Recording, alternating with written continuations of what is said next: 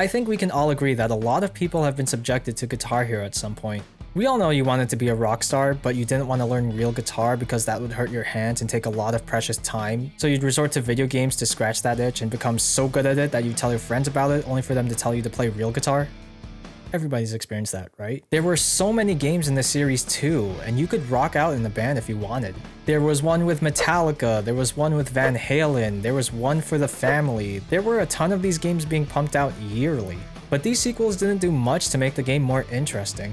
The games would add more and more songs that didn't make sense, like replacing the guitar with a synth, or adding songs that were boring to play, and overall, not being as impactful as previous games. It definitely felt like Guitar Hero had overstayed its welcome, especially with its competitor Rock Band having better sales and general reviews. This led to Activision shutting down the studios responsible for Guitar Hero. There were talks about another studio picking up the Guitar Hero IP to make a 7th mainline game, which featured a new 6-fret guitar with a set of strings replacing the strum bar. But that was way too expensive to make, and let's face it, that guitar looked stupid. It looked like there was no hope for the return of Guitar Hero, but that didn't last for very long. Guitar Hero would be revived in 2015, 5 years after its previous game, when Guitar Hero Live was revealed to the rest of the world. Developed by Freestyle Games, the same people that made DJ Hero, Guitar Hero Live was a reboot to the series and featured a new way to play the game, which was evident with its brand new guitar controller. Instead of it having 5 multicolored fret buttons lined up along the neck of the guitar, this game's guitar had fret buttons that were in a 3x2 button layout, where the top 3 buttons were black frets and the bottom 3 were white frets. Because of this, you had to buy a new guitar controller to play this brand new game. There was no backwards compatibility for the previous songs or guitars, and a lot of people were really peeved off about that. The game can also be played on Apple devices. And I'm not just talking about playing on your phone or tablet with your fingers. You could play the game mobily with one of these guitars if you bought the right version. This game was also advertised to let you play in 2 different ways, a live mode and a TV mode. The live mode is what the whole game is based on. Instead of having to watch fictional characters play instruments and do a bunch of dances in front of you, now you get to watch real life people play instruments and do a bunch of silly dances in front of you. The TV mode was a music video streaming service that let you play a wide array of songs that were on 2 different channels, and would simulate a radio broadcast. And the thing is, this whole game lasted 3 years before Activision had to shut down its servers. I mean, it's way better than Concord, let me tell you. But what went wrong? Well, let's start with the live mode. When you start the game, you get to immediately calibrate your whole setup. It's even explained in a full motion video, where you take on the perspective of a guitarist and get to look down on your hands to see yourself test your guitar. After this whole tutorial section, you immediately get dropped into your first live concert and play the main mode of the game. The live portion of the game is formatted like a whole music festival. Here you get to play shows that each consist of 3 to 5 songs. For every show, you get to be a guitarist for a fictional band, who are made up of both actors and actual musicians. Some of these bands also have a whole introduction backstage before playing a live concert like it was their first. But nothing says being a rock star like playing a song you've practiced over and over again to a crowd that's waited years to listen to you live. Imagine the nerves going through your body. You're probably thinking about how you got here in the first place. But none of that matters anymore. You're here and you're ready to put on a show these people will never forget. Hey wait, how do you play the game? The game plays similarly to the previous Guitar Hero games, but now you have the new button layout to get used to. In this game, you only have 3 lanes for hitting notes, each of them containing either a black or a white note. So now if you wanted to properly hit notes, you had to shift your fingers between the top and bottom row of frets. At the time, this transition between 5 frets and 6 frets was difficult. There were less lanes to worry about, which meant using less fingers, but now you had to pay attention to what color they were and where your fingers were fretting. Not to mention that the notes for the black and white notes were shaped differently. But for me at least, they were shaped in a way that made me think the white notes were at the top and the black notes were at the bottom. Star power phrases do make a return, now called hero power. The biggest change is that it's no longer a bar that you have to build up, but now a single activation that lets you double your score for a few beats of music. But because it's a single activation, using the whammy bar to squeeze a bit more of hero power time was gone. And it was used just to distort the guitar, which is what most people used it for anyway. It also gives you more points, I swear. You can stack as many of these hero power phrases as you want, but when you activate it, your notes have a blue highlight indicating double notes. Do you know what else has a blue highlight? hammer-ons and pull-offs. You know, the notes you could hit by only fretting as long as you strum the note prior. So if you somehow activate hero power in the sea of hammer-ons, then good luck trying to read this. There's also notes that have a gold highlight that tells you if you're gonna hit a major note streak, which is good to know, but it also overrides the color for hammer-ons and hero power phrases, so it's especially hard to read if you have all of these combined. Basically, if you see a blue highlight, just pray for your life. There also isn't a rock meter in this game. Instead, as you play a song poorly, then your vision gets super blurry like you'd had one too many sips of cough syrup, and the crowd starts to boo you. Even your band members start heckling you to play better. They give you the side eye, they direct you how to strum a guitar. Instead of discouraging, it's actually very funny. And when you do get the crowd going, they start singing along and your bandmates love you. Maybe a little too much. Sometimes instead of singing to the crowd, they'll sing to you as if they're trying to impress you. The acting of some of these guys come across as campy, and you can tell some of them aren't even playing their instruments. But it really sucks to know that there's only two types of these crowd reactions. You either get the "you're really good" reaction, or the "I hate you, please stop playing" reaction. There isn't an in-between or a physical indicator to see when you're playing poorly, so you're just stuck with these two very exaggerated crowd reactions. You can't fail any of these songs either. You can just go through the whole song with a negative reaction, and there's no consequence for it. But what's really cool is that you could switch from bad to good instantly without hitting any notes if you have a hero power activation. Alright, I'm sorry you guys hate me, and apparently sniping the freaking birds too, but don't worry, I got my hero power ukulele on standby. Prepare to be blown away.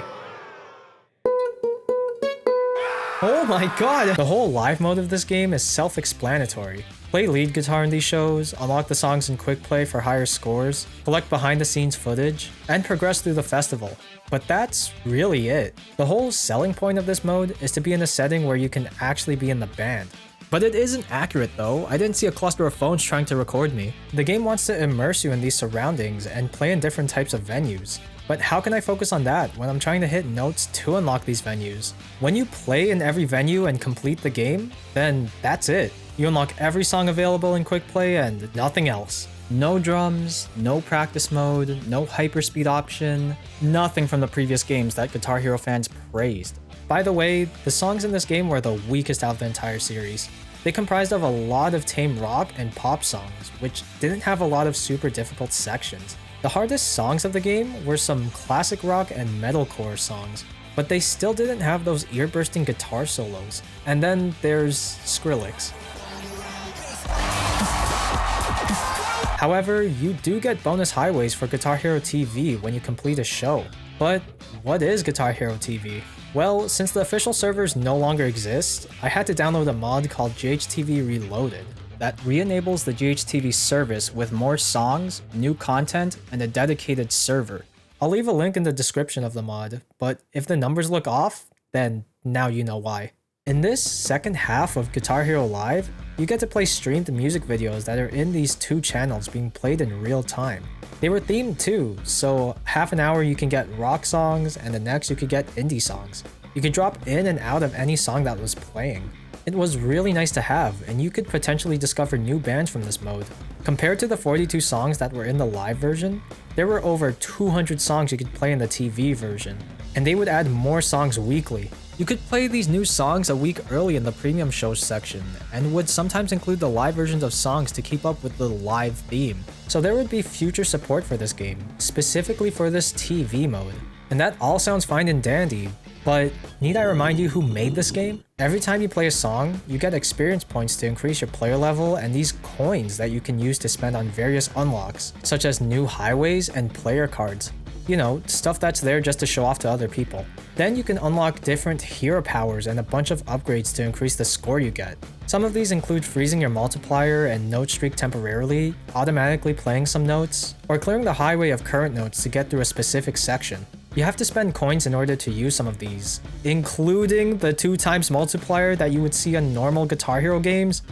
Why? But that's everything that uses coins. There is another currency in the game, and it's called a Hero Cash. And to get Hero Cash, you had to buy them with real money. What did Hero Cash get you? Oh, just these small things called play tokens, which makes you play any song you want in the GHTV library one time. You don't get to own the songs, you gotta spend a token to play it. One of the main ways to buy play tokens is with Hero Cash. You could also use coins that you earn to get more play tokens, but it was not worth it. If you paid $1, you could get 300 Hero Cash, which you could then exchange for 6 play tokens. But if you didn't want to use coins or Hero Cash at all, then you could spend $6 on unlimited play tokens for 24 hours. Not playtime hours, but 24 real-time hours after purchase. It's advertised to be used if you're throwing a party and want people to play Guitar Hero without worrying about play tokens. But you're really only gonna use like 3 hours before people get bored, so it's definitely not worth it. So if you wanted to FC a song that you really hated, like, oh, I don't know, Cry of Achilles, hate playing this song by the way, then you could pay to grind it out if you're feeling really juiced. Because of all these microtransactions and this constant grind to earn more coins to play songs freely, people thought it wasn't worth returning to this game. There were ways to get double coins to speed up the process by playing these deluxe songs, but in order to do that, you had to play 3 prerequisite songs first, which would cost you more play tokens. Then you could play the 3 new songs and get double coins for a certain amount of plays. Then you repeat the process of getting more coins to spend on play tokens, and it was a mess. The Guitar Hero TV mode relied heavily on play tokens, whether you wanted to earn them or buy them with real money. But that wasn't all. Since the background is now a full motion music video, it can get nauseating trying to focus on hitting notes. Some music videos were just not meant to be seen while playing Guitar Hero. Yes, some songs were challenging, and they even added Through the Fire and Flames, but I seriously had to squint my eyes trying to read whatever's happening on the highway when the music video was either too bright or blasting multiple colors. It also doesn't help that the highways you unlock can match the hammer-on glow, so it gets very difficult to read anything if you have the wrong highway. The gameplay itself isn't bad. The only thing that sucks was how the whole game was designed. The way the notes looked, how confusing hammer-on glow and hero power glow were, and this whole Guitar Hero TV mode.